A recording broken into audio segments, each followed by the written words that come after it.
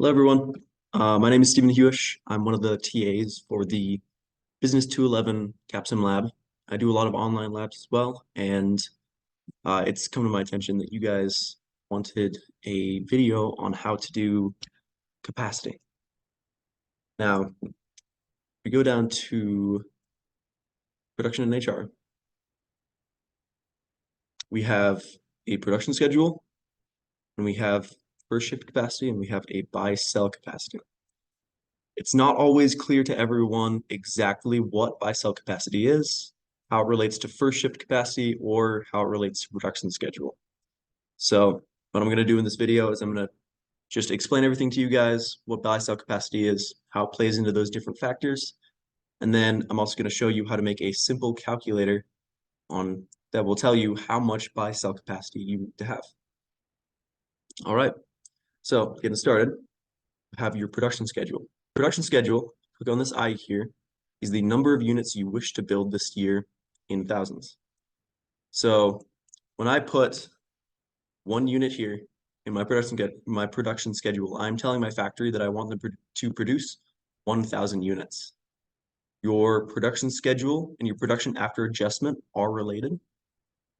They're not always the same number. There's always a difference between your production schedule and your production after adjustment because there are losses that occur in the production cycle. Because we're a chip manufacturer, there's a lot of errors that can happen that can make chips completely unusable and unable to send out to customers. And so if I tell my factory to produce 1,000 chips, you're going to see here in this production after adjustment that I'm actually sending out to customers only 939 chips. So here it kind of explains what's going on. You don't have enough workers, can't always create enough.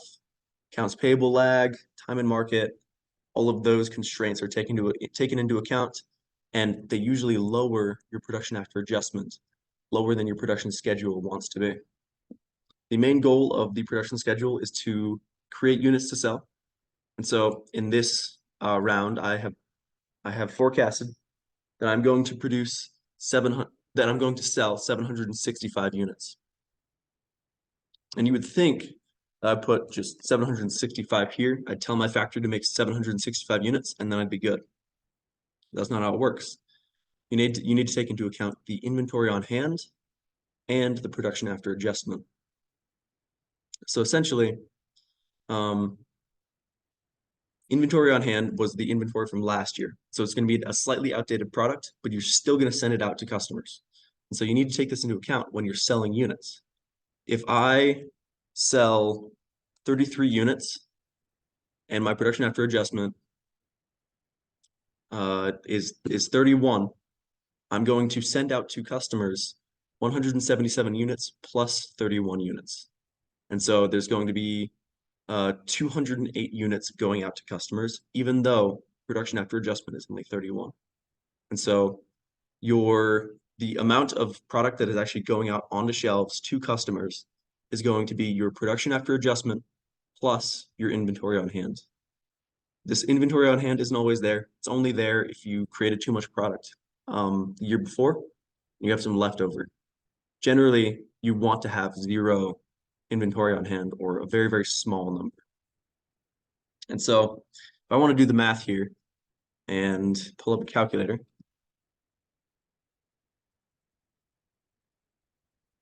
then I need to have 765 units. I have 177 units on hand in inventory. So my production after adjustment, this column right here, needs to be 588. So I need to tell my production schedule, my workers in my factory, to produce more than 588. This part is kind of just playing with the numbers though. So I'm just going to guess that it's going to be 600 units, and we'll see how close this production after adjustment becomes to 588. 564. So now that I know I need 20 more units, I'm going to up this by 22, try to get closer to that 588 that I calculated before. 584, I need 4 more units. It's not 4. It's not 4 either. That should be close though. 590, drop that a little bit. There we go. My inventory on hand is 177 units. My production after adjustment is 588 units. And so if I add those together, the 588 plus the 177, I am sending out to customers, putting on shelves 765 units, which is exactly how much I forecasted. So make sure that your production schedule doesn't always match up with this, that your inventory on hand plus your production after adjustment matches up with your forecast. So if we roll down to capacity here, buy sell capacity, we can see that I have 1,176 units in my first shift. The total capacity that you have is 2 shifts. So if I click on here, it might tell me about my second shift. And it says my first shift capacity is the available production for this year in thousands of units. For example, if your capacity is 1,200, you can produce 1.2 million units in your first shift. But you can produce up to twice this rated capacity by utilizing a second shift, or if necessary, asking the first shift to work overtime. What it's telling me is that I have 1,176 in my first shift capacity. I have 2 shifts, and I have the ability to tell my workers to work overtime. And so using those 2, I can produce twice this much. And so my first shift capacity is this much. My second shift capacity is also 1,176. So overall, the most units that I can produce is 2,552. I'll just show you here that if I produce 2,553, this is going to be red because it's telling me that I'm producing more than twice my first shift capacity. I can't create that much. Oh, 2,353. There we go. All red out here. This is telling me I'm producing more, or I'm telling my factory to produce more than they can physically make. If I drop this down to 2,352 and I recalculate, it's going to let me produce that because that is the most that I can make. And we can see I'm using 100% of my first shift, which is the first 1,174. And I'm also using 100 of my second shift here in the second shift production percent. And so a lot of people ask, well, if I'm using 100% of my second shift and I'm paying my people overtime for that second shift, how do I get this number down below 100%? And that's where buy sell capacity comes in. Buy sell capacity is just saying that you can either buy or sell capacity, but there's a couple of catches. So capacity is sold on January 1st of this year, but capacity bought is not available until next year. And so I'll show you that I have the ability to sell capacity. So I can sell 76 units, and this is going to occur on January 1st, the very beginning of this round. And I'm going to sell this capacity instantly. You can see, and you'll see it go down from 1,176 to 1,100. And there you go. At the beginning of this year, I sold 76 units. I gained $800,000 by selling those 76 units. But I can also buy units. So if I want to buy 100 units, this right here, this negative number is saying that I'm making $800,000. We'll see that if I buy more units, and it's going to say that this cost me $1.8 million to buy an extra 100 of first shift capacity. But I have 2 shifts. And so if I buy 100 capacity, I'm telling my HR department and my automation department to buy enough, or to hire enough people and make enough robots to produce 100 more units within the first shift. I still have 2 shifts though. So if I buy 100 capacity here, I'm actually buying 200 capacity overall. I have the ability to create 200 more, but my first shift is only going up by 100. So next round, this number here is going to be 1,200 76 because I bought an extra 100 units. Generally, the reason that you want to buy capacity is either you want to produce more than your capped out number. Let's say I'm able to sell 2,400 units, but this is the most I can make. So I need to buy capacity. Or I want to get this second shift production percent number down. If we look in the pro forma right here, we can see that plant utilization is part of the pro forma. So it's part of your grade. Right now I'm getting 0 out of 5 because I'm using 100 of my first shift plus 100 of my second shift. And so overall, my plant utilization is 200%. So I'm getting 0 out of 5 points. If we look at this graph, it tells me that full credit is between 100 and 180%. This just means that you get full points between using 100% of your first shift and none of your second shift, and using between 100% of your first shift and 80% of your second shift. Basically, this number right here can be a max of 80. Once it gets above 80, you get 0 points on this. And so if I want my grade to look better, I know that I need to buy more. I need to buy more capacity. And there's a pretty simple formula that you can use for that. I'm going to use this Excel document right here. I'm going to show you the formula, show you how it works, and then I'm going to show you guys a simple calculator that you can use the formula in for your own rounds. Okay, so I have my production after adjustment, I have my unit sales forecast, all of this stuff, and I want to know how much capacity do I need to buy to make this second shift production percent 80 next round, because it takes 1 year to show up. And so my buy sell capacity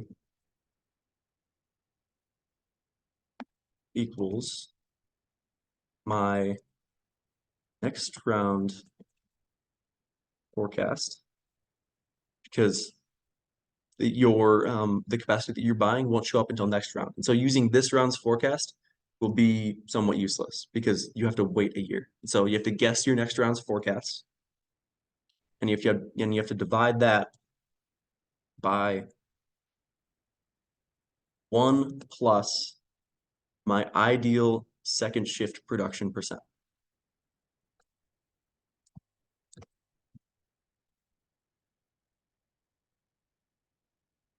Let's say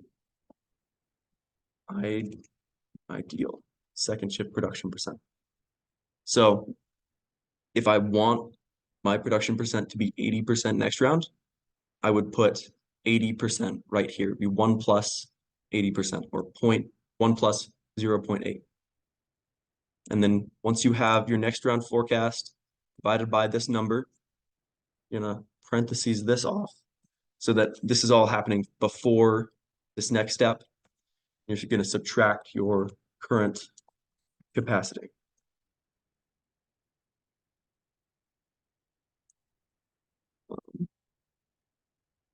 Let's just say this can.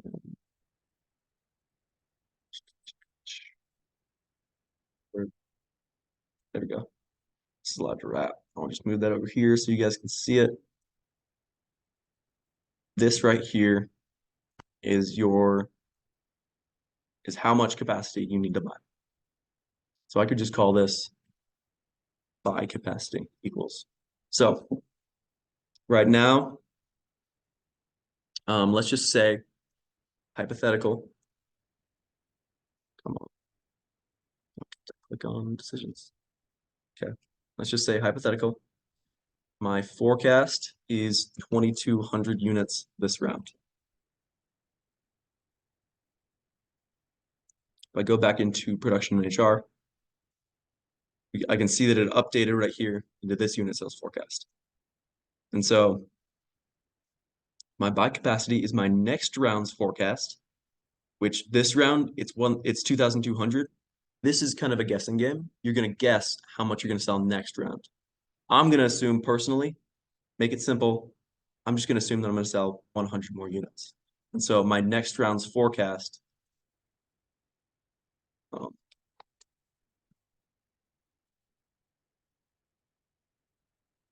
going to be, let's just say 2,300. After that, you have to do 1 plus your ideal second shift production percent.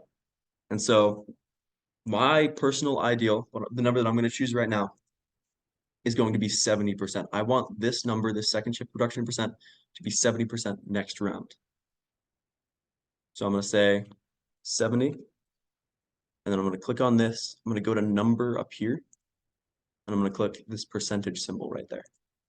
And that's going to make it way too big. You got to type 70 again, and I'll make it normal again, 70%. I'm going to call this my percent second shift. And I'm going to make a little note that I want this to be between 0 and 80%,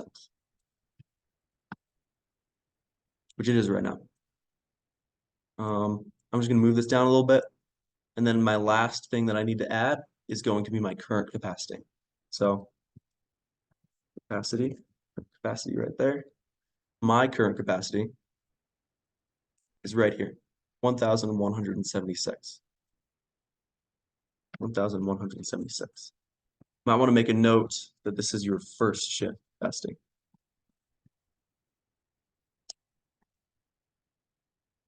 Now that I have these three numbers, I can create this formula in Excel. So I can say buy capacity equals, and I'm just going to recreate this formula right here using these numbers that I've plugged in. So this is going to look like this equals my create a parentheses right there, my next round forecast, this 2,300, divided by another parentheses, 1 plus my ideal second shift production percent, parentheses, you can see there's a second parentheses, I'm gonna add that in, subtract my current first shift capacity. I'm gonna press enter, and this is telling me that for next round, if my next round forecast is correct, and I want my second shift production percent to be 70%, I need to buy 176 units. If you want this to round up, you can go to number and you can click this right here, pull this to the side, it rounds up to 177 units. So I'm going to plug this in right here, 177 units. That's exactly how much capacity I need to buy if and only if my next round forecast is correct. If you sell more or less than this second shift production percent, this ideal is going to be a little off. So this calculator's done now. I'm going to keep going with the video. I'm going to format it really nicely, make it a little bit easier to use, but I'm done, and you guys can call it here. So if you guys want to format it all nicely, I would pull this down here, highlight these three columns, go to font, go to this right here. Once you click this drop down arrow, you can press all borders, and it'll make these nice little borders around this, all of these columns right here. I'm gonna do the same for this buy sell capacity one right here. Again, font, this all borders thing right here. Just gonna click this. Boom, I got borders around these, and I got borders around my buy sell capacity. To really pin down that this is my buy sell capacity, I'm also gonna highlight that buy sell capacity right there. This is already expressed as a percentage. All this looks really good. Maybe you want to just clean this up, make the whole thing have some borders. But just right there, we have a very nicely formatted buy sell capacity calculator. I'm also going to go down to cell styles right here. And I'm just going to make these as inputs. You don't have to do this part, but I just really like the look of this personally. Yeah, that's the calculator.